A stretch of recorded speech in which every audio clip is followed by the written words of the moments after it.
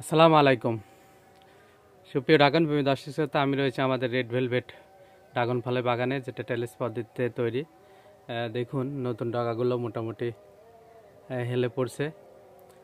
তো আর মাসখানেকের মধ্যেই মোটামুটি সব ডগা হেলে পড়বে এবং প্রায় ম্যাচুরিটি চলে আসবে। মোটামুটি ফেব্রুয়ারি জানুয়ারি সম্পূর্ণ গেলে ফেব্রুয়ারি টোটালেই মোটামুটি গাছের ডগা এবার আমরা দেখতে পাবো যে উপরে আর কোনো ডগা থাকবে না। অর্থাৎ ফেব্রুয়ারি মাস শেষ হলেই বাগানে আর কোনো ডগা উপরে থাকবে না বা আমরা রাখবো না। যদি ছোট কিছু বের হয় আমরা কেটে দেব।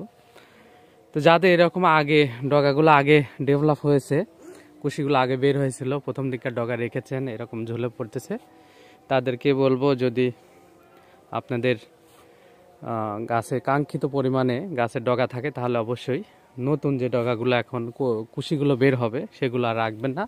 এই যে দেখুন নতুন যে কুশি বের হচ্ছে, এই কুশিগুলো থেকে আপনারা আর কোনো ডগা রাখবেন না। কারণ এইগুলো থেকে আপনারা যদি ডগা রাখতে যান, এইগুলো ম্যাচিউরড হতে হতে কিন্তু মার্চ মাস পার হয়ে যাবে, এপ্রিল মাসও লেগে যাবে।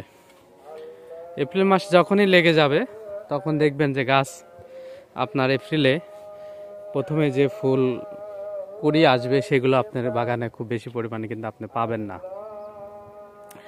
এই জন্য আপনারা এইগুলা রাখবেন না। যাদের ডগার পরিমাণ কম আছে তাদের ক্ষেত্রে ভিন্ন, তারা অবশ্যই আপনারা অল্প পরিমাণে আস্তে আস্তে রাখবেন। কিন্তু যাদের ডগার পরিমাণে বেশি আছে তারা অবশ্যই আপনারা এই যে এখন যে নতুন কুশি আসছে সেইগুলো থেকে আপনারা ডগা রাখবেন না। এই যে দেখুন এই যে এরকম আমরা এগুলো কিন্তু রাখবো না, এগুলো সব আমরা কিন্তু প্রুনিং করে দেবো, এই ছোটো ছোটোগুলো।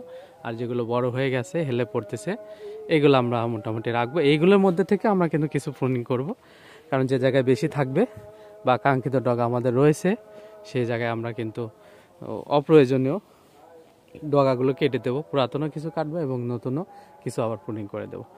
ধন্যবাদ, আমাদের সঙ্গে থাকবেন। প্রতিনিয়ত আমাদের ভিডিওগুলো পাওয়ার জন্য আমাদের চ্যানেলটা সাবস্ক্রাইব করবেন, আমাদের ফেসবুক লাইকটা ফলো করবেন। ধন্যবাদ সবাইকে, আল্লাহ হাফেজ।